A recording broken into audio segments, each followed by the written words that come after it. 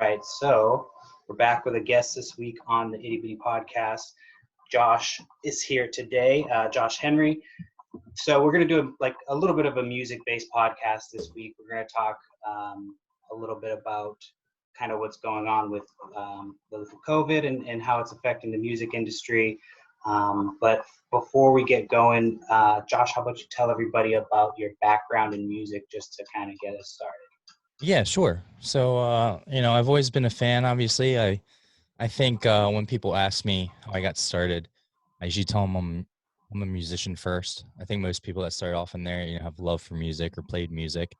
And just growing up and stuff like that, I turned it into going to college and getting my business degree and business analytics MBA. And I kind of transitioned that back into working in music, and it's been great. I think a lot of people might get music degrees. I also don't think you even have to have a degree to work in music, but I think if you want to go on the management side, finance or business or anything along those lines, definitely help out, especially these days, because it's not like in the 90s or 2000s where, big labels are giving out record deals to unknowns. It's they're bringing unknown talent, but they already have millions of viewers on YouTube or whatever like that. So, and then I just, to pay the bills, I actually tour with artists. One of the main ones that got my start is Ballyhoo. And those guys are just, can't say enough nice things about them, because without them, I wouldn't have made the connections and be able to do the things and really honestly live out my dreams. And, when you're younger, you always dream of touring and playing shows. And then even though I'm not on the music side of it, still getting to do the same thing on the crew side has been pretty cool. Gotten to play a lot of cool festivals and meet a lot of cool artists. And so that pays my bills. And then I started my own management company, EUM Music. It's a lot more difficult than I thought. I think I was never naive to the business. I always knew the music industry was hard, but I think it was the naivety of the bands that I didn't quite understand. When I first started, how difficult it was, as far as you could give the bands all the best advice and really be genuine and caring, but it's still up to them to put in the work. So I always kind of thought, well, if you stay true to the band and you're always, have their back, then they're going to do what you say, or, it's going to work out. There's a lot more to it than that as well. And obviously with a lot of these musicians being creatives and stuff like that, maybe they don't always have the business sense down, or they don't see the big picture or other things that could help them. So in that sense, it's been very interesting, but that's kind of my background as far as where I'm at now and what I have going on. So very lucky to be able to tour and get to do some cool things to pay the bills. And then also, on the other hand, it's a lot of work to be a manager. It's a 24-hour job. And again, I think the successful ones are the ones that really have the artists, you know, best interests in mind. And I know everyone does, but, I've met some managers that aren't even bad managers. I think there's this kind of stigma that managers can be sketchy, or they'll steal your money, or, different things like that. And I think, most of them, for the most part, I think everyone does. It's just they don't know what they're doing. They started off Right. as they started off as like a promoter, helping bands get gigs, because they know the person at the local club, and they're like, oh, I'll manage you. And then it's not even that they're trying to hurt the band or trying to screw them over. I think it's just that they don't have the background. So Now, what are you doing when you're on the road with these artists? yeah, so it's funny, because I think my goal when I started touring was to be a tour manager, because I Okay. think it has the most it's the most similar to what I do as far as management. Minus I actually, I'm trying to build a team around them. I'm trying to put them with the best people, get a booking agent, working with the contracts and stuff.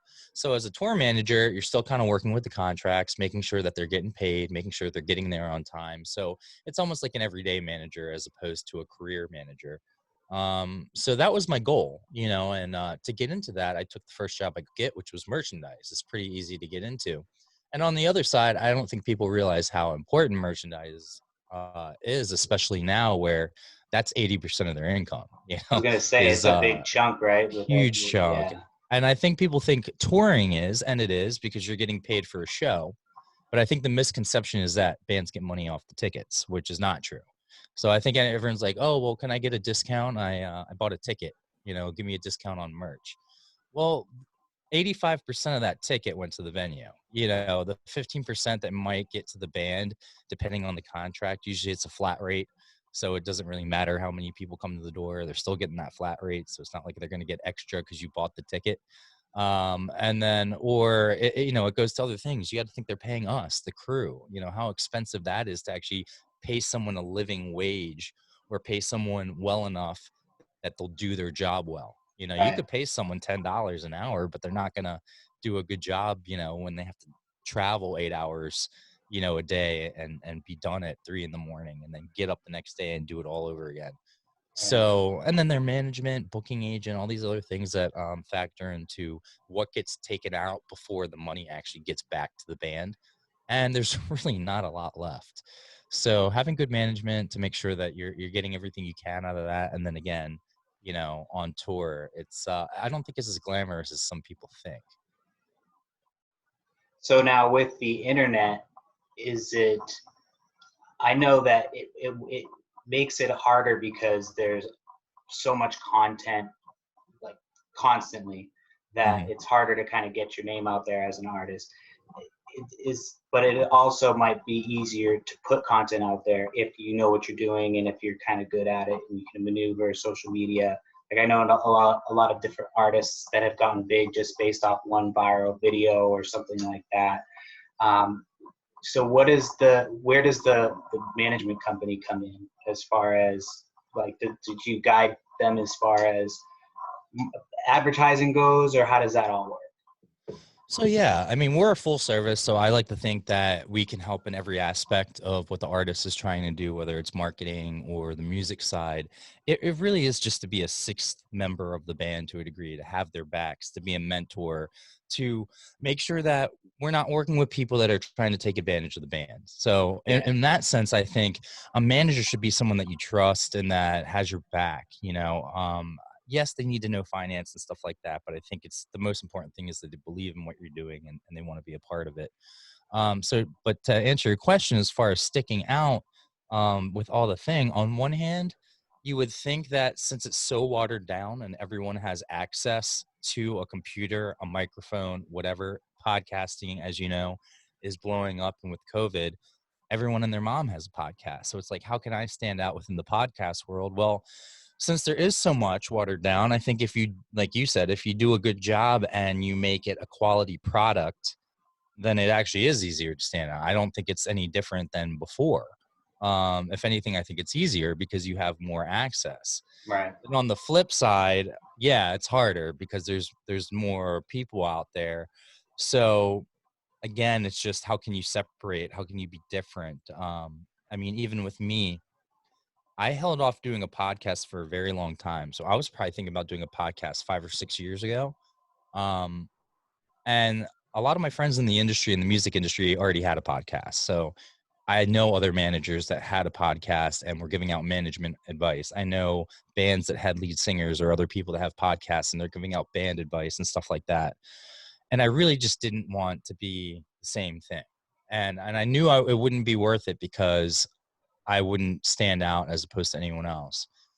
But then I finally got to the point where I'm like, I'm behind the scenes a lot, and I don't think people actually get to see the hard work and the things that I do and get to meet me as a person. Because while I'm on tour and I'm networking and meeting all these people, and that's a big reason I tour is to actually use it to network with venues and other bands and other managers, and then I take those networking opportunities and I bring it to my bands, so that I'm working with in the management. So.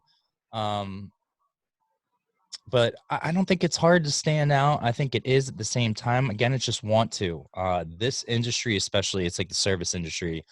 You don't need a degree to be in it. So that's why there's a lot of people that maybe aren't qualified that are managers, or there are people that aren't, necessarily cut out or don't have that vision to make it because it is such a hard industry. And it's one of those industries, and it's entertainment, so people see the bright lights and the flashing lights, and that's what they're focused on, and they're focused on the next paycheck and how can they do this, and their social media, and stuff that doesn't matter in the real world, you know. I'm more worried about your Spotify numbers and the music that you're creating, and then you as people, and the direction and the things that you want to do with your music, as opposed to, oh, you have 60,000 followers on Instagram, congratulations. But Right. how many of those people are going to make it out to your show? How many of those people are going to do it? Whereas if you're building up your Spotify, you're going to get your music out to more people just through the algorithms and stuff like that. um but I didn't really answer your question in the sense of, like, is it harder and where does the management come in? So I would say, as far as the management comes in, um yeah, I mean, again, we come in and we can tell you the key to social media, or the key to marketing, is consistency and quality. So it's not necessarily, are you putting things out every hour? Is it consistently quality, and is it serving a purpose? So if you're a band that's actually starting to gain ground, but you're still posting about, like, hey, we're playing Harry's Bar this weekend, but yet you have almost a semi-national following, it might seem kind of amateur. So it's like, how can we do the quick look test, which is, if I just open up your Instagram and I'm looking at your Instagram, and I'm seeing fuzzy or grainy videos, or I'm seeing unprofessional photos, or things that don't just match just by glancing at it and don't draw me into it just by glancing. Can we archive that and save it so it's not showing up, but you can still hold on to it if you need it in the future or something like that? So I always try and go through the eye test. So yeah, I mean, management is a big part of that, is a big part of helping bands take what they already have, which is the creative part, and then how can we get that out? It's all about distribution and getting in front of people, and which is very hard because Facebook and Instagram and stuff. I think you notice this just on on your personal page. You might put something out 6 years ago and you'll get 400, 500 likes every time. Now you might get 30 to 60 likes just because, and they're saying, oh, we're filtering this out so you only see the content you want to see, and you're only getting what you want. But really, it's how they're thinking is, it's about money. So it's like, how can we monetize Facebook where people think we're doing them a favor, but we're actually gaining money on it? So now, since you're only reaching a certain amount of people, if you really want to get your stuff out there, if you have your own podcast or you're doing something else, you actually have to put a couple $100s into the marketing, and even that's not a guarantee, because then you're also kind of competing within people in your bracket. So obviously the big companies that have millions of dollars to spend on advertising, they're only competing with each other at the top. And so they're going to get the advertising time and get the most views. But then you get down to the thing where people like me, you and me, that really, if we wanted to, can only afford to spend 10 to 20, $30 a week, even though that's really nothing. Let's pretend the average Joe doesn't have that much to put hundreds of dollars in each week. So then that's more people that you're competing with for the same amount of money that you spent for that advertising space. So it's just one of those things where I don't rely so much on social media to get the stuff out, more than, are you doing quality content, and what are we doing as far as behind the scenes to help you guys grow? I think a big thing with, especially because I've had the opportunity to work with some bigger artists, but I've never taken them, because my passion and the thing I really love is working with new and independent artists, because that's when it's the hardest. I know it's easy to go in with a band that's established and to just take over the reins and kind of help them, and kind of get their system down, and just, okay, well, we know we have the audience, so now how can we keep the audience, as opposed to, oh, we don't have an audience, now we have to build one. So for me, EUM's always been about helping the little guy and helping those. And then on the flip side, as much as there's a passion for it, it is harder, as a manager, because there's more risk. I know that bands kind of look, when they're looking for managers, if they think they're at that point, there's kind of that stigma that managers are sketchy or they're going to steal money from you. But reality is, it's just as much, if not a lot more of a risk for me to sign a band than it is for that band. Because let's say it doesn't work out, or even if, let's say, I stole money or something happens where we go our separate ways, they can still continue as a band to a degree. I mean, unless it's a horrible manager that just wiped you clean, I get that. But I'm just saying, if nothing went wrong and no one was shady and you just went your own ways, the band can keep going. They can keep building music. They're not really going to get set back. Whereas a manager, it's like, the percentage of bands that actually make it are so much lower than it is to find a manager. So just for me personally, anytime I take on a band, that's why I make them sign a contract. It's not because I want to see that they mean it and they care, not necessarily that I'm trying to pigeonhole them and steal their money and not let them out of the contract. Go ahead. No, I was going to ask if you have a certain genre that you specialize in. So I can actually, it's funny, our name, it used to be Ease Up Management, and that's kind of what my start. The problem is, because some of the bands I worked with were in that reggae, ska, punk genre, I think I kind of got pigeonholed as someone that works with reggae artists or someone that works with ska and punk artists. And honestly, EUM, I started again, for me, it's not, obviously you have to have a good product. That's number one. But more so than the product, I look at not just talent, but potential.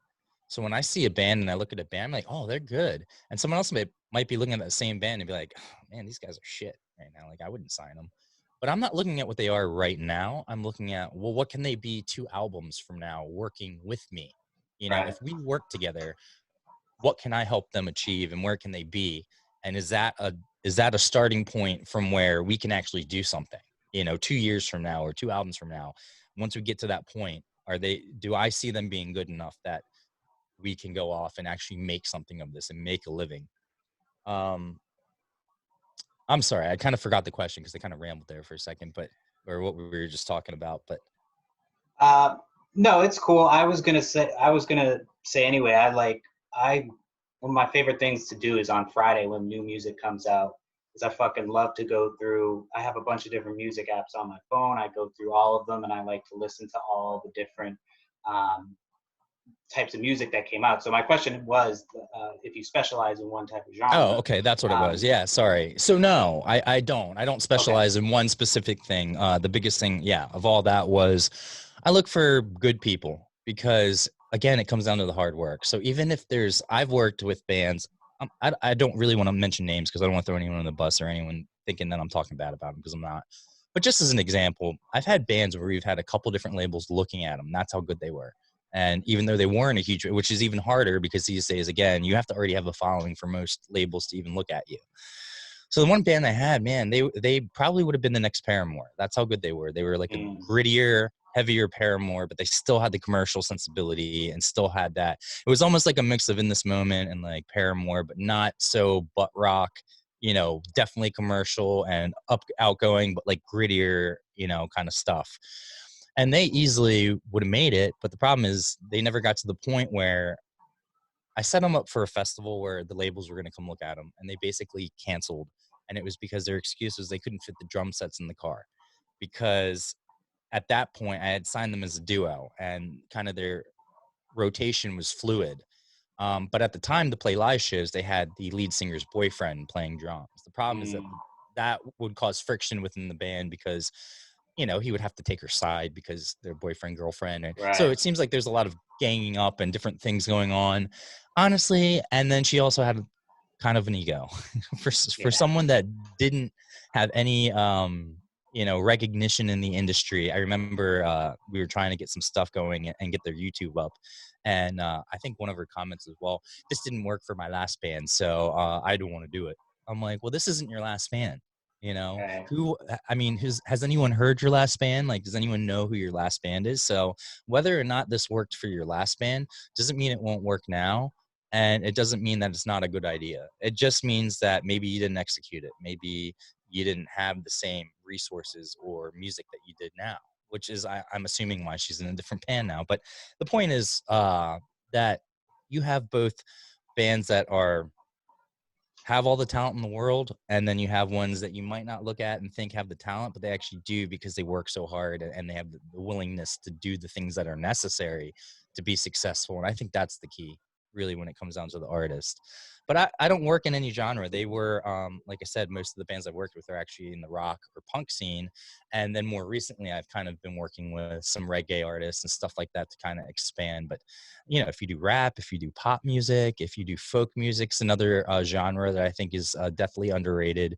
I've always loved folk music, and it might not look like it, but I've always loved folk music because it always tells a story. Just good songwriting back when there wasn't as much technology, and it really just came down to the creative aspects of writing music.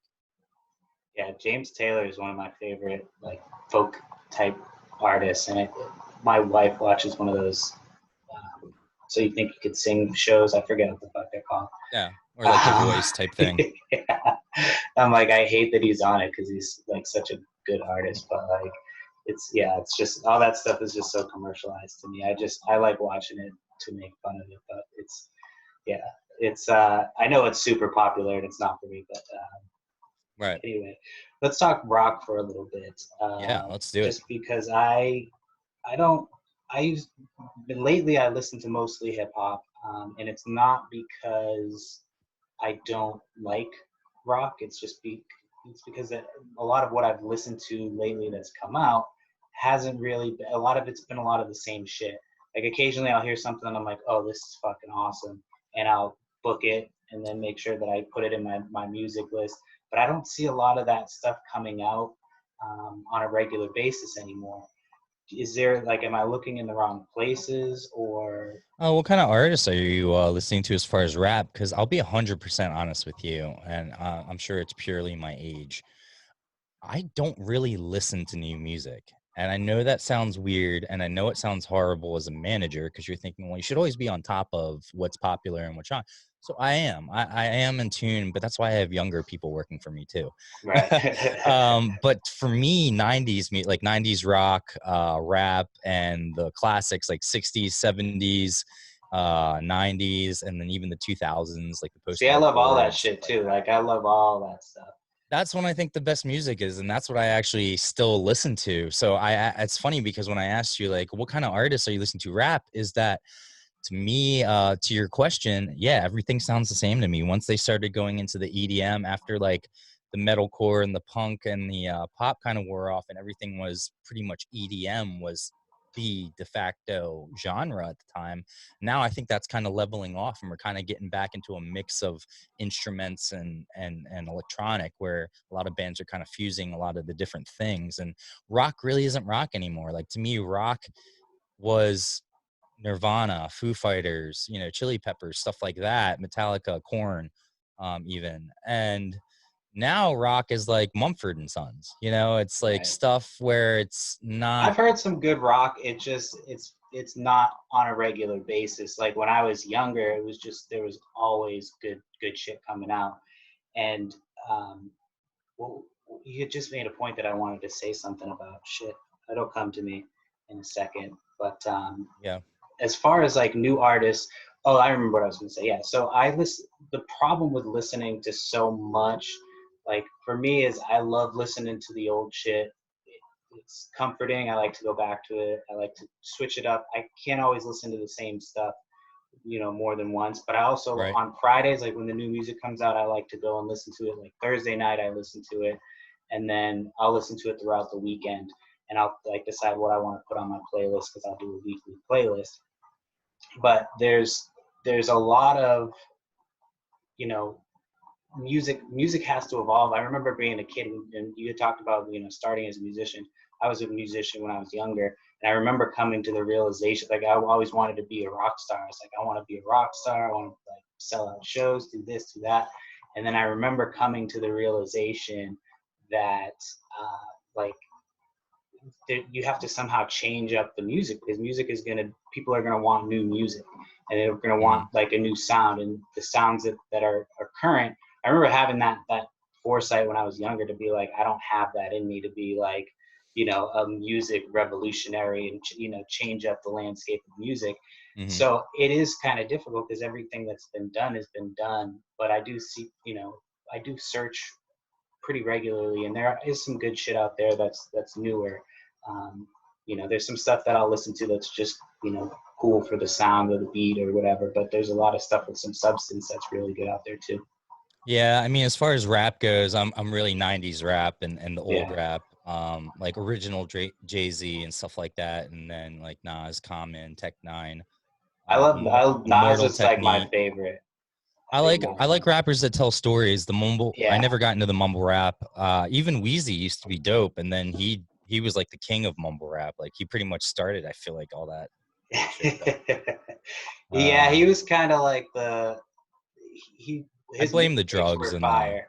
Yeah, I Yeah, blame all the there's drugs and stuff way he's too been on. much. He's not quite all there. But yeah, rap used to be hard. I used to love the beats and then the storytelling. Actually, a newer artist that I'm a big fan is Darnell Williams. I don't know if you've heard him.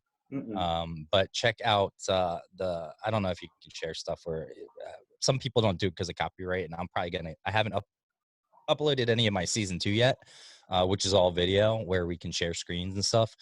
So I actually probably have some clips in there that will get taken down at some point.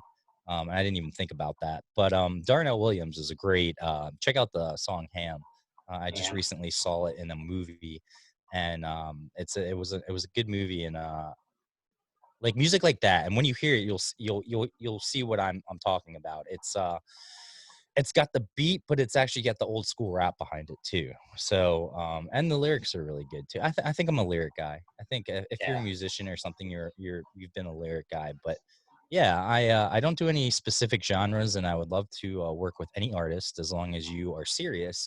And this is something I get a lot of people that want to do that. I get a lot of emails, and a lot of the emails are like, check out my band or whatever. And even if I don't think they're going to be good, I actually check out every single artist that sends me their stuff. That's one thing I will do. Whether or not I work with them or not is a whole different story, but I will always check it out. I will at least give it a good run through. And if it's something that I feel is worth it, I will definitely check it out. But I at least give people, if they're going to take the time, whether or not it's, I get a lot of misspelled emails, and the point of this is to say that everyone always says I love music. This is what I want to do for my life. Well, a lot of us love things and want to do that for our lives, but that doesn't mean we have what it takes to do it, or again, the commitment and the want to. So you know it all comes down to, are you willing to put in the work and time? And I forget what my original point of that was again, but it was to the emails that people tell me they want it all the time, and even though you do, it doesn't necessarily always mean that you do. I don't know, it's Right. hard to say, it's hard to explain because Well, you were talking about how, as an artist, you just want the artist to want to, you know, be there, or basically, that they want it, they need to want to put in the work. I just think And if you're not at a certain level, all the things you ever thought about the music industry just needs to go to the side. All your ego, all the other stuff, you thinking the bright lights. I know for bands, their thinking is short term. And I think that's where a manager comes in, because a manager should be thinking long term and helping them build up their short term goals to reach the long term goals.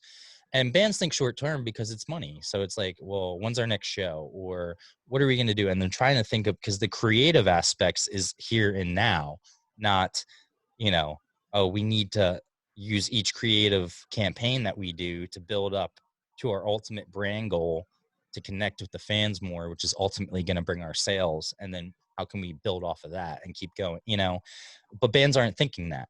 yeah, They're trying too hard to fit a mold, or trying to fit too hard into what they think people want. And I actually think, in one hand, because there is such a blur between genres these days, where I don't think one thing is just like back in the day. I think, yeah, there was rap music, there was rock music, there was country music. Now country really is pop music, and now rock has elements of rap or even other things in it. So, and they had that back in the day too, but it was still more, you could tell that it was like a rock artist bringing, like, some 41 would bring in rap artists or have some rap in right. their music and stuff like that. So, I but just put now it's the like, Limp Bizkit, right, and the Limp Bizkit type stuff, the Urban right? Assault Roland mix. Even Cottonmouth, even Cottonmouth Kings, who were really a rap group, but they used a lot of rock elements in their Right. music. So it's kind of taking the opposite approach. But nowadays, it's almost, anyone, like, a Post Malone is, what do you consider him? Because he is a Right. musician still. People don't give him credit for how good a guitarist he actually is. I'm not a huge fan of his music because I've actually seen him live and seen him, and it's too slow of a set for me. I thought he was, a rapper, but I guess That's he what I does thought rap, but too. he's kind of an R&B, more of an R&B rock kind of a Yeah. thing than it is, rap. But yeah, I'm not a good person to ask about music in the sense of like what's good, because that's opinion. you know, that just because I think something good doesn't mean it's good though, you know, and who am I to tell someone else what's good or what they should like? And that's what I think is funny about our industry too, is that I think people, there's all those little quibbles on the internet about, you know, genres or bands even. And I'm like, you know, as a manager, yes, I need to be on top of what's current and popular, but at the same time, you know, I'm not going to sit here and say that one thing's better than another just because again, it's all subjective. So, I'm someone asked me, like, I think on the other podcast I went on, it was a similar question where they asked me, do you think music's good? And I'm like, well, my personal answer would be no. As a manager, it would be yes, because obviously if people are listening to it, that means that it's popular and people like it. So, you know, I need to be aware of those things as well. Yeah, I wanted to touch on your point you were about, you know, how people need to be willing to put in the work.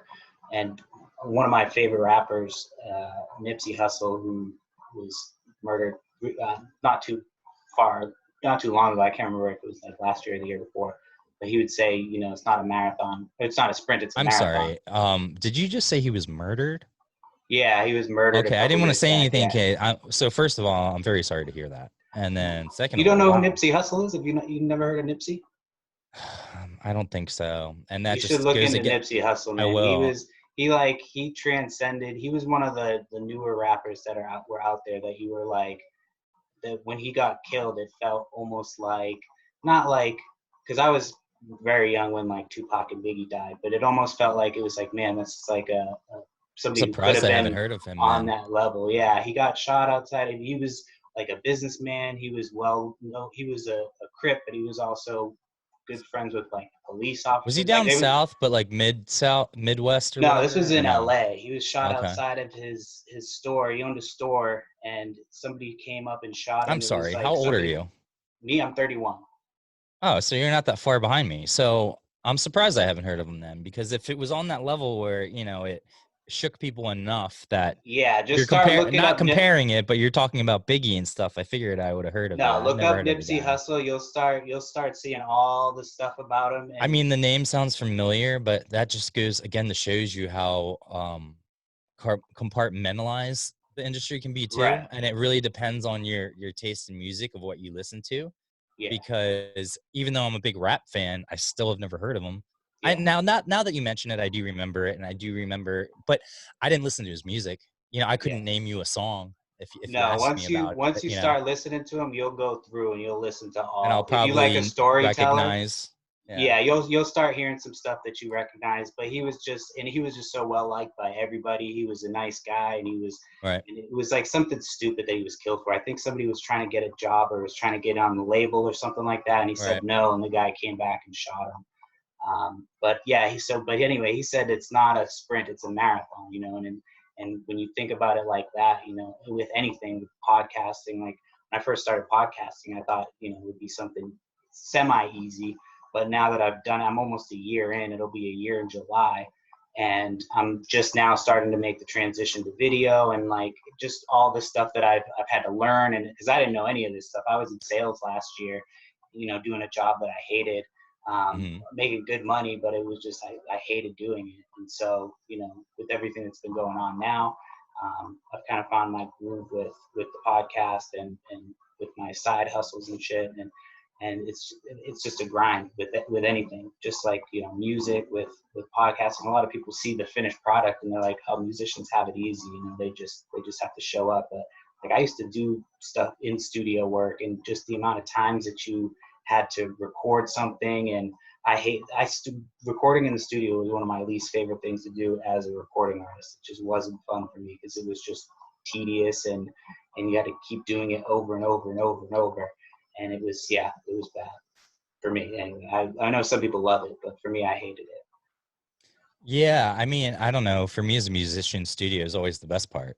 You I know, mean, I had fun doing it it's when it better than wasn't my touring turn because in the that's when it, booth. you know, that's what you're there for is Right. that creative outlet. But yeah, it's not easy. It's not You an probably easy know thing why to I'm not a do for musician sure. anymore. Yeah, and then I think you know, the question I get them on is, oh, it must be so cool to be able to tour nationally and see all these things. And on one hand, yes, it is. And they're like, well, what's the coolest thing you've gotten to do? And people always want me to come on their podcast and tell them crazy tour stories. I'm working the whole time. I can't speak for the band because the band has more time on their hands than the crew does. But when you're crew, it's a job, especially these days. It's a professional production. You mean the manager's not the central to the party?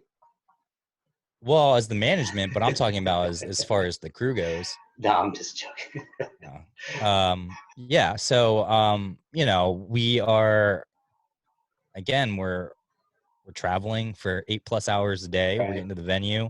We're loading in. We're setting up the stage. We're sound checking, setting up the merch, getting everything ready. And then if you're lucky, you have an hour, maybe 2 before the doors open, and you have to be back to the venue to make sure that, everything's going smoothly. And usually if you're the headlining band, you're also taking care of supporting bands and making sure that they're on time and they're making, the venue has very little to do with the actual show. They're just providing the space, which I don't think people get either too. I think they think, oh, the venue's, it's a great venue. Nah, the show itself is a success by the bands, but again, like you said, it's that thing of people think it's a big party, and yeah, don't get me wrong, there's definitely some moments where good times are had for sure, but for the most part, I would say 85% of the time, 90% of the time, you're just working, and it's really nonstop work on tour. And that's why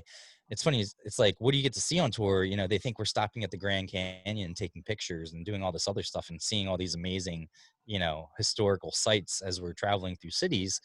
And a lot of these bands, especially the ones that have been doing it, like I've worked for a band that's been touring for 17 years. So they've already been there, done that. So they're not going to be stopping. So it's not, I'm seeing a bunch of mountains and like fields and stuff like that from the, the van or the bus, not actually getting to do a lot of these things. So yeah, it's funny to me when people think about the road life, and like you said, they see the final product. That was my whole point of this. They see the show, and they see the 2 hours, the 3 hours the show's going on. They don't realize that to get up to that point from start to end has been months, because it's like it takes months of booking, years actually sometimes, because usually if you're at a certain level, you're booking things a year in advance if you can. You're trying to set things up, and obviously things fluid, but for the big tours and stuff like that, you're setting up an, if not at least 6 months ahead of time, you're doing it a year ahead of time. So yeah, it's not as glamorous as people think, but it is a lot of fun, a lot of camaraderie. I've been very lucky to work for a lot of good tour managers, which is how I think I've learned a lot. And I also think, again, the reason I did touring, because they'll look at it and they're like, well, you're a merch guy on tour? Like, how can, as if being a being a merchandise manager would mean I'm not a good manager. But one doesn't have to do with the other. And again, I did merch because, one, the networking. I get to network with the venues, and a lot of the venues we play, probably if I could put a package together along with my artist and another artist, you're going to be able to fill those venues. So you're networking with the venues, you're networking with the bands that are opening for the band that you're working for. And again, I work with new and independent artists. So getting those openers and finding them when they're just starting out is perfect for me. So, I get so much out of that. And then again, being able to see firsthand the struggle and having to, again, work almost pretty much straight through the day. You're getting out of the venue and you're leaving the venue at like 2:33 in the morning sometimes, getting to the hotel, sleeping for maybe like 4 hours, getting up, and then, continuing on your way to the next city. So being able to do that firsthand has made me a better manager for bands, because I'm sure certain decisions I would have made before I toured, I wouldn't make now, because I know. So let's say we got a great offer, and even though it might be a great offer, the guys have been on the road for a month and a half, and they're tired, and we, it's like, do I stress them out more and then make them drive, 3 more days just for one show, even though it would be good exposure, or do we get them home and maybe set up a couple other shows in the future to make up for the that opportunity? But no, obviously, if it's a great opportunity, we're not going to turn it down. But but I just mean in the sense of, a lot of managers make decisions based on the big picture and then seeing the numbers, but then they also don't see the band side. And I'm lucky, I think, that I've seen both. I understand that it's a business and that we have to do it, but also being on the artist side and touring, I've been able to use that to say, well, Josh, the manager, maybe that's not the best decision, even though financially it would be, or maybe long term it's the best decision, but maybe right now it's not, and maybe there's other ways that we could go about it. So that's just one of the things I've picked up from being on the road and why I choose to tour. I just think it only helps me out more than maybe a manager that's just sitting behind a desk and hasn't been out there and doesn't get the struggle.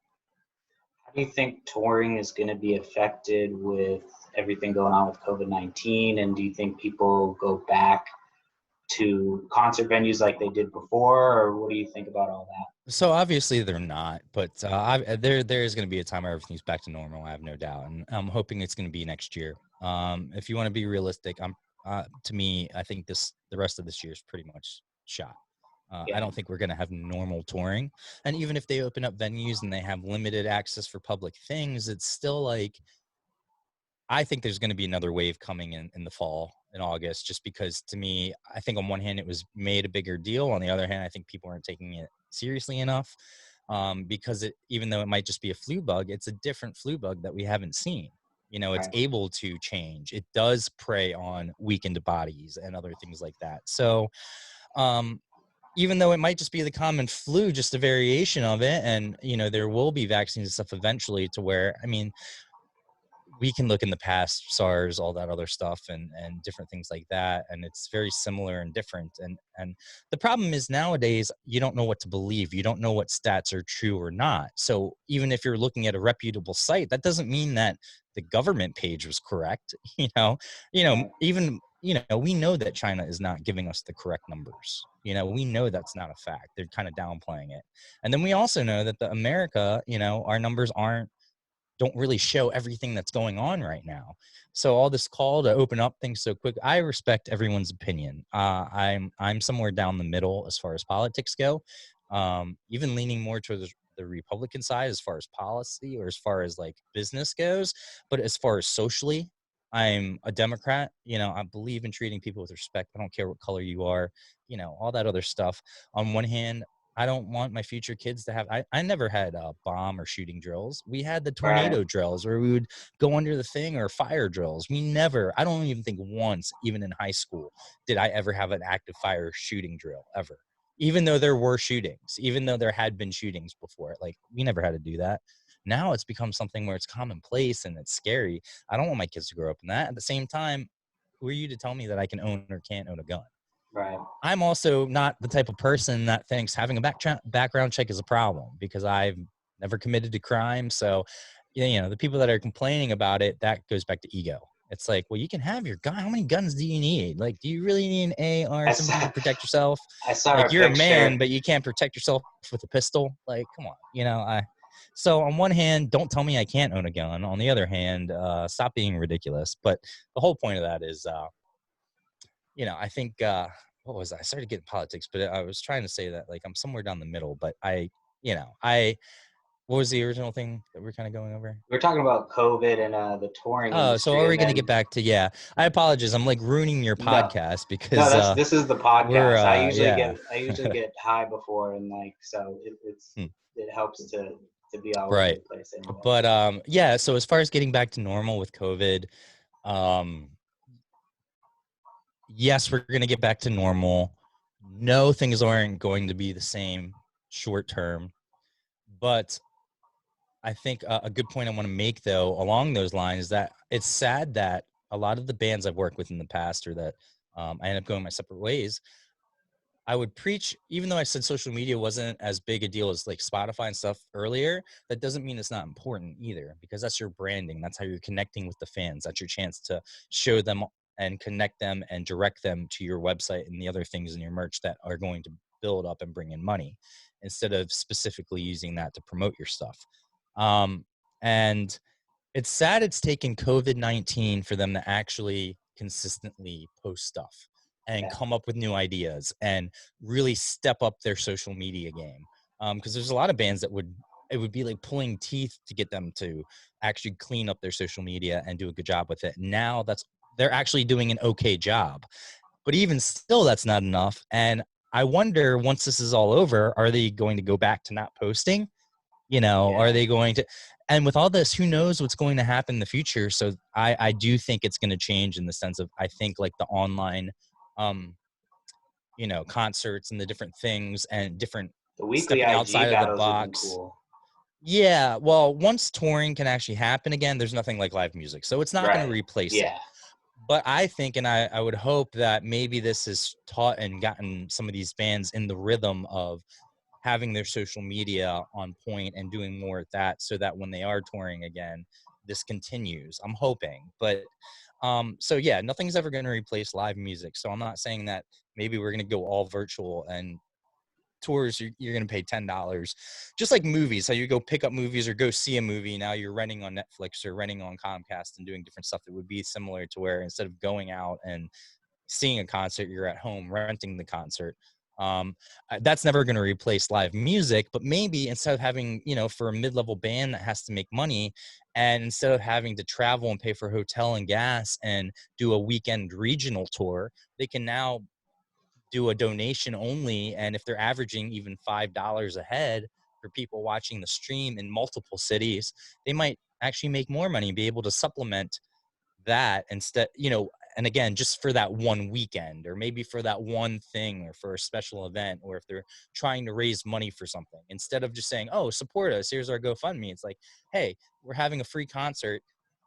If you want, donate, and we're putting that money towards our new album. I've seen artists do that. So there's so many different things. And as far as, are we going to, no, I mean, I really don't think, I just don't know. I don't know what to believe. That's a problem. I don't have solid, concrete evidence from our government. And I'm not talking about, this isn't a politic thing. I'm not talking about Trump specifically. I'm not talking about red or blue. I think they're all terrible. I'm think just they've all talking, poorly. we don't know what's going on. Right. And again, I think it's going to come. I think there's going to be another wave in the fall when the sickness starts again. We get into December and January where it's going to come back again until we have the vaccine. So I'm hoping it opens up, because I paid for a lot of concerts and I had a lot of things planned, in summer and towards the end of summer. So I'm hoping, selfishly, I'm hoping they go on. But I could see the rest of the year pretty much just being non-touring. Even if things open back up, there's definitely going to be restrictions on things. So, how can you really control it? And then you can already see there's unrest with a lot of these, I apologize for calling them that, but a lot of idiots in this country that are protesting and saying, and if we had one rule on the national level, if the government, instead of to get blame away from themselves, they just say, okay, it's up to the states. Right. And obviously every state is going to be, and that's actually causing more turmoil, because instead of just having one, you might not agree with it, but instead of having one saying, okay, this is what we need to do. And I get that there's some country, like if you're living in the middle of I don't know, you said I'm out in Washington, and yeah. we had protests yesterday out in Washington, and all the signs are blaming the governor, and it's like it's a national, it's like a global thing. It's not like it's just specific to our state. It just goes to show that humans are more worried about themselves instead of the betterment. And that's not trying to be a socialist or anything like that. It's just be like, that still affects you. I don't think people realize you going out and affecting other people and making the virus go back up is going to cause you to still not be able to work, and is going to make this thing go on longer. And yes, on one hand, I don't want someone telling me where I can and can't go, but do I have that little respect for life and humans and just being a good person? That's what it comes down to. And I get it. We're all in the same thing. So I don't understand why a lot of these people think they're any better than anyone else, to where it's like, well, majority of them want other people to open up. They don't want to go back to work. They want other people to go back to work so they can go enjoy, like get a haircut or get shit like that. Yeah, I mean, I talked to, so my wife is that's a good medical. point. Yeah. It goes even deeper. I was talking about how they're being, very selfish, but that even takes that selfishness to, they still don't want to work. It's not that they want to go back to work. It's that they want to have, they want to be able to enjoy the amenities of society. Yeah. And really, no one's like forcing you to be in your house. I mean, like, you can go for a walk if you want to. I don't think anyone's telling you can't go for a walk. No, yeah, we go for a walk. Like I talked to my wife about it the other day, because she's she works in a hospital. And so I was like, do you think that because we took such strict restrictions, and we did it so early on that had an effect on the reason that your hospital wasn't hit as bad. Like, I don't think they had any of that. Like, they had a couple people come and then go get sent home, but they didn't have anybody admitted with it. They didn't have any, any issues with COVID. I said, do you think it's because they put such strict restrictions on it? And she said, I think that's probably helped. I said, do you think it would have been like a lot higher if they hadn't done that? And she said, yeah, I think it would have been a lot higher. I think there's just so many factors that go into the numbers. Like, you can't really trust numbers no matter who's giving them out. But the big thing for me that annoys me, again, I think along these lines, is that people make it into a political thing. And I almost kind of did right there too, to a degree, but that's not my point. My point is that, like, it shouldn't be a political thing. It should be a human race thing. So no matter what side you're on, the big picture and what your thought process should be is not because I'm a Republican and I want things to open up and I whatever, or I'm Democrat and I'm trying to look out and I want Medicare. It should be what's best for our society, and to make sure that even though, so let's say you knew for a fact that you couldn't get it because you're immune, because there's some people that are immune to it. I think that's something that they've been talking about, that there's just some people that can't get it. So what makes you more special than someone else who can? Like, you're just thinking about yourself and, well, I can't get it, so I should be able to go out and do what I want to do. And then if people can't, but you going out, even though you can't get it, doesn't mean you can't spread it to other people. You might not get it and get sick, but that doesn't mean you can't have it on your hand, which now you're spreading it to other people, and now you're affecting other people's lives. That's what I get. And then they make it into a political thing where it's like, well, if you don't believe that we should be, you're a socialist, or you're just you're a libtard. It's like, and it's funny because I was raised, again, I'm right down the middle. So, and I actually, because I'm a businessman and because I have certain things that I want to achieve, I actually lean more towards Republican. But again, socially and just as a human, I'm a Democrat. I just believe in treating everyone fair. And again, I don't think that, I think we're always on the extremes with everything in our society, and especially online, because that's what social media is extremes, and it's never kind of where I think the majority of people in America are somewhere down the middle, but all we're always preaching about is the extremes because that's all we see. But, for me, again, I don't think respecting other people and not wanting to make the situation work makes me a Democrat. I think it just makes me a human, and I think that's the main thing from all this, is that I hope that people would respect your governor's laws and what's going on because you respect other humans and you want other people to be safe.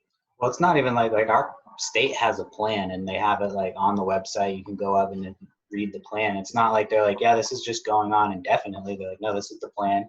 This is how it's going to take effect. And it's like things are starting to gradually open.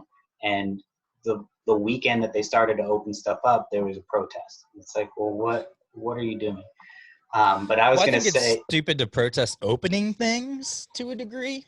Well, no, they were protesting. They were protesting keeping things closed still. But it was like the weekend that things are opening. Yeah. Like, why are you protesting if they're starting to slowly open? That you like want everything open at once? Well, that's what I'm saying. I think it's stupid to protest if they're slowly opening things now. Just because I don't agree with them opening things, it doesn't mean that But I think it's stupid to protest opening, but like keeping things closed, it's like I can't say that because as a business owner and just knowing a lot of the local restaurants and stores and working in the service industry, in college and stuff like that, bartending, I want them to open, I want them to, but I also want them to be safe. So, that's what I did for a long time too.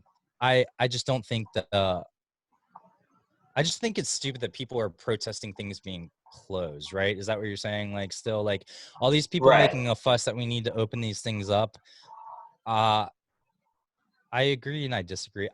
It's a hard thing. We're humans and people and society are complicated because I don't ever think it's black and white. I think the problem is that we argue one argument and then someone will argue something else that's not directly back at that one. So both of you are correct.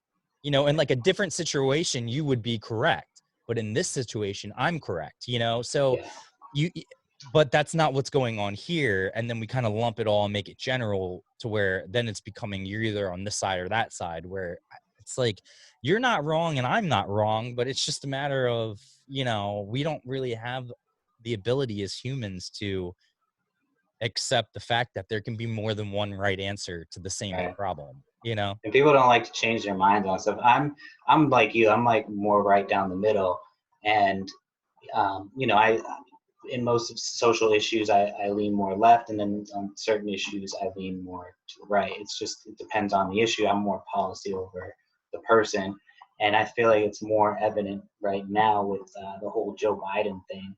It's like people were screaming through the rooftops about how Trump was a pussy grabber, and then somebody comes forward accuses Joe Biden of sexual assault, and they're like, "Well, that's only true if it's Trump." I don't think you can So it's compare just the like, two, but yeah, sure.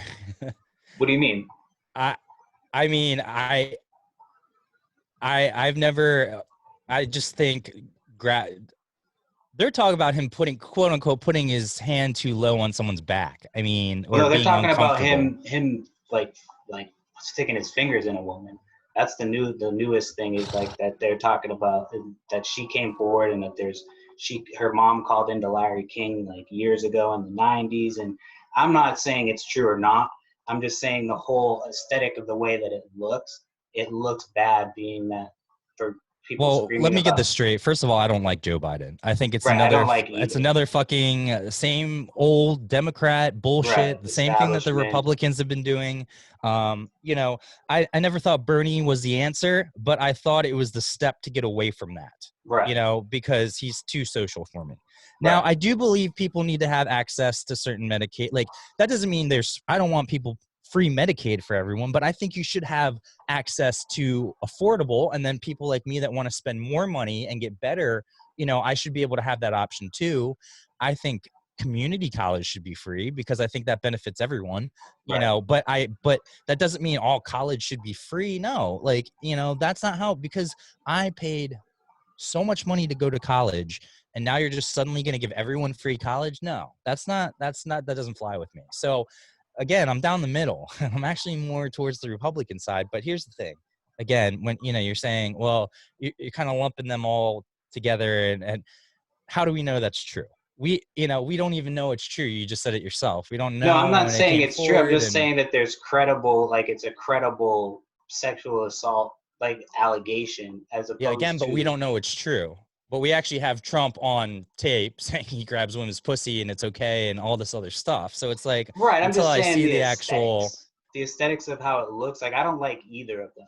I lean more left, but I just think it's funny how when it's one guy, it's like, oh yeah, he's a terrible, terrible guy, but then the other guy is accused of the same thing, even worse, accused of it as well.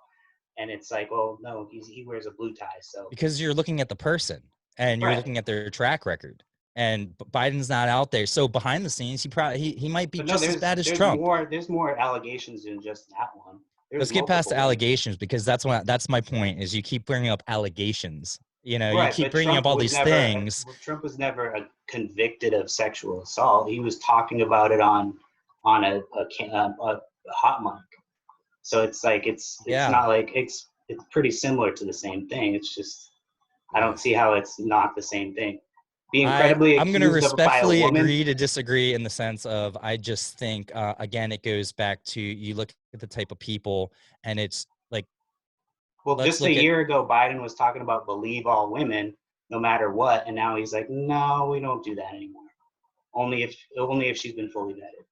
Like that's what I'm talking about. The aesthetics of like the Me Too movement just going out the window as soon again, I think as. you're taking different situations and you're taking different things and kind of lumping it all together. But I don't see again, how it is though, because one guy's being credibly accused of a woman for being digitally penetrated, and the other guy was talking on a. I'm not a Trump fan at all. I hate Trump.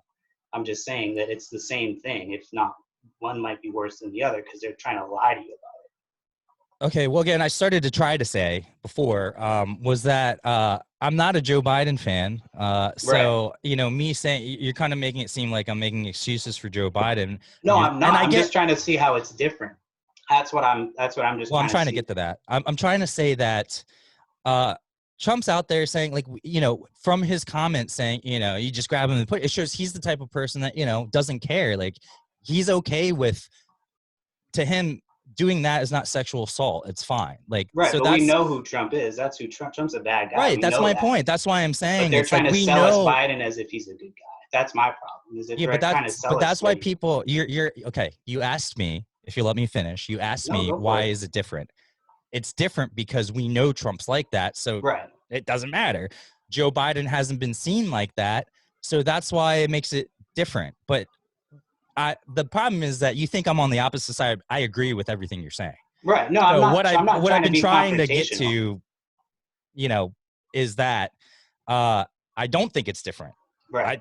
I don't think people are giving Joe Biden a pass because, again, I think he's totally full of shit. I think he's completely fake, and I might. It's to the point where I am very close to considering actually changing from a Democrat to a Republican if Joe Biden wins or becomes our nominee, because I'm so far removed of what the DNC.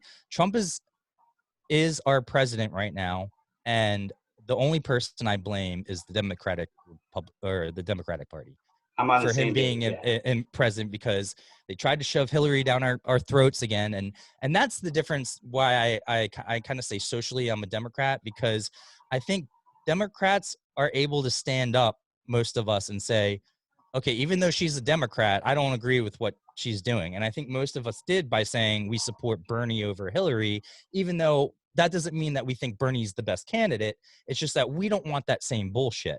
But Right. even if it was clear that the actual Democratic people that they serve were ready for a change, they shove Hillary Clinton down our throat, and then they make her the nominee, and then all this stuff comes out, and she's no saint. We know Bill Clinton wasn't a saint, so it's like all this stuff comes up, and then Trump's president, and then people, and then all the Democrats want to make it be a Republican thing. I'm like, you have no one to blame but yourselves, Right. for all this stuff. And so I see that same thing with Biden, and I'm sick of it. So as far as you're saying, well, why does Trump get a pass and Joe Biden? I hopefully he doesn't. I hope he doesn't, because I No, think I'm Joe not saying Biden's Trump just as gets a pass. grimy. Yeah, they're both grimy. And this, like you were saying with the DNC, I agree 100% with that. The thing about Bernie was, like, I was a big Bernie fan, and not because of I necessarily was like, oh, this guy's going to save all of us and he's going to be our savior, but because I saw his power to organize people and get younger people together and stuff. And the worst part about this time around was that, like, there's people that were giving the last of their money to Bernie Sanders, thinking, this guy's going to be the nominee, and then they pulled the whole switcheroo and they put Joe Biden in there, and it was just like, Yeah, that was see, the that's the worst thing. part. Same Was with that, Hillary last year. I don't think the numbers well, it's of just what like, what do you actually think people people are wanted going to is do? what they gave us. I think Right. they fudge it to where, because where are the numbers? I want to see the voting numbers where it showed Joe Biden won. Right. Because I still don't think there's any way in hell It that just he doesn't make won sense. It's that like, when how Bernie do you was think? Yeah. crushing it. And then Hillary, I know, was just a switch. Like, Well, I think the problem was that it was spread out, and so that the Bernie Sanders, right. from what I read, was that, like, they had planned on campaigning against multiple people, and then when everybody dropped out, that they didn't really prepare for that, and they never adjusted, and it just, I so to still me, think, it's just kind of sad, because of the people that gave the last of their money to Bernie Sanders, and it just just for them to have them pull the rug out, and it what's just kind weird of to me sucks. about Bernie is how little support he has from the African American community. Like, they literally roast him and fire. I'm like, listen, this guy is by far the biggest supporter of civil rights, and and supporting the African American community. It's so weird to me that I always see people hating, like, and he doesn't, and from the polls, he doesn't get a lot of black support. Like, how is Yeah. Joe Biden getting more black support than him? I just don't understand how Bernie never, like, started. He never adjusted his, like, I always kept waiting for him to be like, say things that he needed to say and be like, I'm the guy. Like, I'm the guy who can beat Trump. I'm the black guy who can beat Joe Biden. But he never did it. I'm like, See, just say it. I Like, think because his people. body of work speaks for itself, like him marching, like all this, like he was an Yeah. activist. He was a civil rights activist. Right. He did all these things to change laws back in the 60s, back in Right. the, when things weren't. So it's just weird to me that such a historical person, in the sense of behind the scenes, he was a big part of why they have the freedoms they do. And it is kind of weird to me that he doesn't have that same support, you know?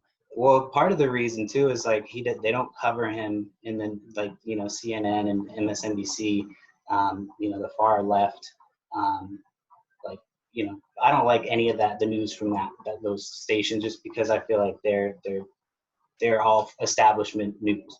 And so they don't cover anything Bernie Sanders does, anything he says, until he does something that might be construed as wrong. Like I remember Bernie Sanders said fucking in like right when the pandemic began, he said fucking, and they were like, oh my God, Bernie Sanders curses on national television. And it was like, you wouldn't cover that if he was saying anything else. Like if he had said Medicare for all or something like that in the same sentence, you wouldn't have covered that. It wouldn't have been news. And Well, I so also think the problem is that then we go, like, we're sitting here talking about on the podcast, right? But we right. know better, and we know that's Oh nitpicking yeah. and being I don't know politically anything. correct and being all that. But that's our own fault too, Right. because we can just say, so I'm on the same page. I think most people don't really consider news like it was. Right. There's always an agenda. I don't Well, watch like you said CNN. earlier, you're like, I don't Actually, know out who of to all the trust. networks, CNN and those are starting to become more out there. And I've been watching Fox, where they've actually gotten rid of some of those controversial people. Now they still have a couple of those idiots on there. But when I'm watching the news on Fox, where it's just strictly doing news, and it's not like the guy coming on and giving his opinion, it's actually just the Fox News. They're actually pretty fair, and I've noticed they've been doing a lot more things where they've been condemning Republicans on Fox. Now I don't know if that's just them trying to make the facade that they're more on the same page or whatever. And I'm not talking about the extremists that they have on Fox. I'm just talking about the straight news Right. aspect of it. I've actually noticed that they've kind of gone back to that, which is very surprising. And then even on CNN, when they're just doing the news, it always has some liberal slant on it. And now that's not the true for everything. I'm not just saying Fox is like the new go-to. All of them are bullshit. But I do my research by going online and looking at multiple sources. And then I try to see which one, where the facts line up in both stories. And then you push all the other stuff aside. But my point of saying that is that I think we're kind of a part of the problem, because we're sitting there like, oh, CNN, said this and that. And I'm like, well, we know that's bullshit. And it's just like that. So like, let's not even give it a second thought. Let's focus on the things that we know are true and are there. But politics is a tricky thing, because if politics were set up to actually serve the people, then I think our the disagreements or the things that people talk about within politics would align and be more straightforward. But the fact that really politics is a business. It's not about us. It's about who supported you to get you to that point. That donor money. And until that changes, nothing's going to change. And to be honest, I don't see that changing anytime soon. So, and then I don't want to get conspiracy theory, but in a sense, it does keep us down. It does keep things the same, because we're going to sit here and complain about the left and the right, but it's team sports. But what are we doing to actually change the process? Like me and you can sit here and we can, maybe in our own heads, we're like, oh, we're making a kind of a difference because we're sitting here talking about it and we're trying to get it out and get everything. But then it's like, what are we actually really doing to help change what we're honestly, saying? there's a lot of people that don't pay. Like, I know people that just don't pay attention. They just I have friends that I'll ask them about something and they'll be like, oh, I don't know anything. That is true. And they do it because they're like, I just would rather not know than know all the horrible shit that's going on. And I'm like, well, you kind of have to know certain things as to like what's going on. You can't just sit out of everything, like especially when you're living in a society. And I wanted to switch it up before I forget real quick, because I keep seeing the Blink 182 shirt behind you. Oh, yeah. So do you think, just recently, like, and it didn't even make like national news because of everything that's going on, but the Pentagon just confirmed that the videos of the UFOs were theirs or something like that. So do you think that vindicates Tom DeLonge's decision to leave Blink 182 to hunt UFOs? I don't think anyone has to vindicate it, because even if it didn't turn out to be as credible as it was, I respect everyone's decision. But that's another thing which is pretty cool, and that is a cool thing that you brought up. Kind of badass for him, though. Yeah, for sure. So my thing, when all that went down too, I kind of always sided with Tom anyway. Yeah. To be honest with you, I got Blink's point because it's like Tom was going in more of an Angels and Airways direction. He wanted to get more creative and get more on that rock and kind of the adventurous, spacey kind of music and not the pop punk stuff. Because, Right. you know, you grow, you mature. Obviously, the other guys are like, well, wait, we're Blink 182. You know, this is we're known for pop punk. Let's not stray from that. So, you know, for me, when he left, it wasn't. Now, I did think, damn, I keep going in trying to answer your question and I go off into my own thoughts about the subject. But to answer your question, yeah, I think it vindicated him. And I'm glad Yeah. it did because now for a long time, I'm the type of person, again, I'm not conspiracy. I don't sit here with like tinfoil on my head. At the same time, I'm not naive to think there's a lot of things that are not public knowledge. Look how we reacted with coronavirus. We can't even get toilet paper. We can't get Right. essential needs for something that only affects 0.03% of the pop, you know, or whatever. Imagine if the government said, okay, we've known about aliens. Roswell is true. There are already aliens in society. You know how many kooky, crazy people are going to come out of the woodworks, and then you know how I hate to bring politics or race or other things, but you know, the other day with the whole the jogger that got shot, and then you know they just arrested the two guys.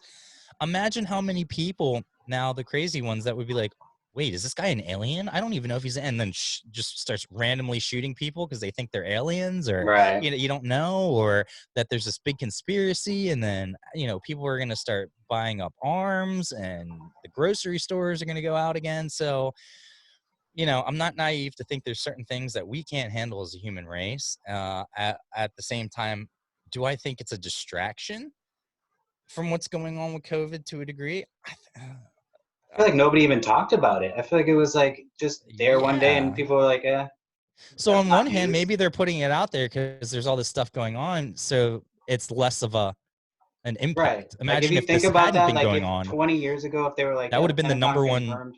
Yeah, Yeah. that would have been the It's number one news thing if we didn't have COVID, would be the fact that they actually but anyway, yeah, it did vindicate Tom, and he's one of the people I've been trying to come on my show just because it fits so perfectly. right. And I don't even want to talk about music with him. I want to talk about just Yeah. straight to the stars stuff. Yeah, that would be dope.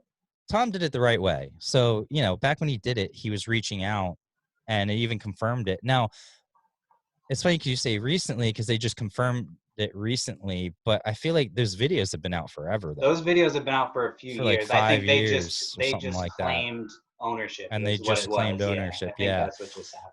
But But I'm an idiot. I don't know much. but even like last year or something like that, maybe 2 years ago, I thought these were out. But either way, I know that, yeah, they just had claimed them. I just saw another article on that actually the other day.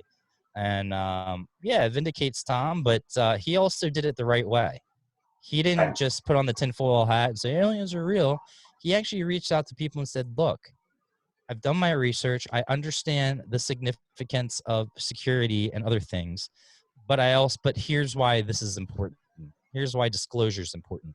How can I help get this to the point where it's not going to hurt our society because people understand and are educated? So, you know, that's great. And yeah, it definitely vindicated him. And there's a lot of people that did hate on him. I remember, and again, I was always a Tom guy. So, and it got to the point because I was over the kind of, I was younger too. So, you know, you're like, oh, these guys sold out anyway. So who cares? But yeah, it definitely vindicated him, and much props to him. And I think it just goes to show, you know, I'm happy for him. Let's put it that way. I'm very happy for him, and I think you know, all the hard work that he's put in, and that's why I have a lot of respect, because he's a big picture guy too, like me. We think very similar in the sense of short term. A lot of people thought he was crazy, and he's crazy for leaving Blink, and he doesn't know what he's talking about, and he's just conspiracy. And now a decade later, people see that he did it right, and that everything he was saying was true, and so good for him. Yeah. Yeah. Well, I think that's kind of a good place to start wrapping it up. I got a Yeah. pregnant wife that I got to go feed. Yeah, for Go sure. ahead and plug anything that you want, your website, podcast, Cool. social. Yeah, for sure. Well, if anyone wants to check out my podcast, it's I'm actually a lot newer than you. So I started it this year. I have about one season up, which is just all audio.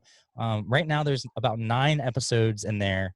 There's probably gonna be about 15, and then I'm gonna end the season because that was kind of like my trial run, trying to make sure I got all the stuff down, got all the equipment ready, and knew what I was doing, worked on the editing. Now that we have video, I'm going to start actually bringing in national, like bigger musical guests and people that you might know, household names into the show. And we're going to do video and stuff like that. And hoping things kind of open up again so that I can actually have people in studio, because I have a pretty cool studio set up here. It's not quite finished, but getting towards there. So if you want to check out the podcast, social media, it's J2_podcast, the Just Josh podcast. You can find it on any streaming. Apple helps the most. So if you go check it out, go through Apple and give it a like or a rating. That would help out a lot too as well. And then also, if you want any information, if there's any artists out there that are looking for management or just have questions, because even if we don't work together, I'm always happy to help out or give advice any way I can. So our management company is EUM Music Group. And on social media, you can find us on EUM_music. Our website is currently down just because of everything going on, and with everything stalled, it's like our subscription was ending, and I want to kind of actually have our own custom one that ties into our business system. So if you want to support, go check out our Instagram and stuff. We have some shirts and hats and different things that you can buy if you want. But check those 2 out. And thank you so much for having me on, Perry. Yeah, It it was was awesome. a lot of fun. I'm sorry I ramble there sometimes and maybe No, went a little bit longer than you had expected, but that's what the podcast is for. I'm definitely going to have you back onto my podcast as Yeah, well. So that would look be. forward I to setting honestly that up. would love to do another like hour and a half right now if I had more Yeah. time, but Yeah. this was No, for fun. sure. All right, brother. Well, you take care and we'll talk soon. You too. Thanks so much. See you later.